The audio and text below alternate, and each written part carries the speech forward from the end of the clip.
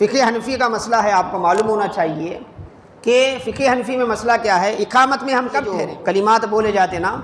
اس میں عام طور پہ حکم کیا ہے، جب مؤذن اقامت کہنے والا حی علی الفلاح پر پہنچے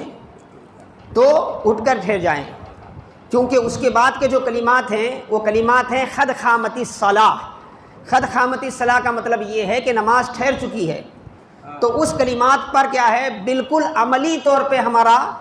عمل بھی اس کلمات کے مطابق ہو، جب تک ٹھہر جائیں ہم حی علی الفلاح، یہ حکم ہے۔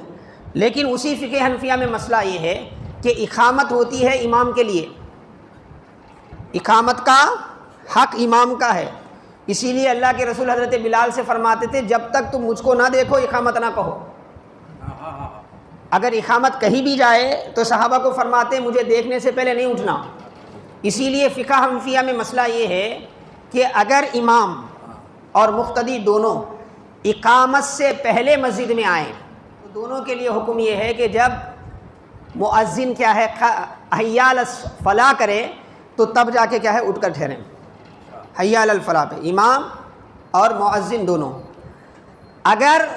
اقامت شروع ہو گئی ہے، امام صاحب ابھی موجود نہیں ہیں، وقت ہو گیا، اقامت شروع ہو گئی ہے، امام صاحب جو ہے نا پیچھے سے آ رہے ہیں، تو اس وقت حکم یہ ہے کہ جس جس صف سے وہ گزرے نا وہ صف اٹھ کر ٹھہر جائے۔ جس جس صف سے، یہ صرف اقامت کے لیے نہیں ہے، امام کی تعظیم کے لیے بھی ہے۔ لوگ امام کی تعظیم کو کیا ہے ہلکے میں لیتے ہیں، امام کی تعظیم کے لیے ہے وہ جس جس صف سے گزر رہا نا اس صف سے کیا ہے اٹھ کر ٹھہر جائے۔ اگر اقامت ہو رہی ہے، مصلیاں موجود ہیں، امام صاحب سامنے کے دروازے سے آئے، بعض مسجدوں میں دیکھے ہوں گے آپ، سامنے کے ادھر سائڈ میں دروازہ رکھتے ہیں، ان کو کیا ہے پیچھے سے آنے کی ضرورت نہیں پڑتی، ادھر سے ہی سامنے آ جاتے ہیں، کیونکہ اللہ کے وسلم کا حجر مبارک بھی جو ہے مسجد نبوی میں ویسا ہی تھا، جیسے ہی حجرے سے آپ نکلتے تھے مصلی تک پہنچ جاتے تھے۔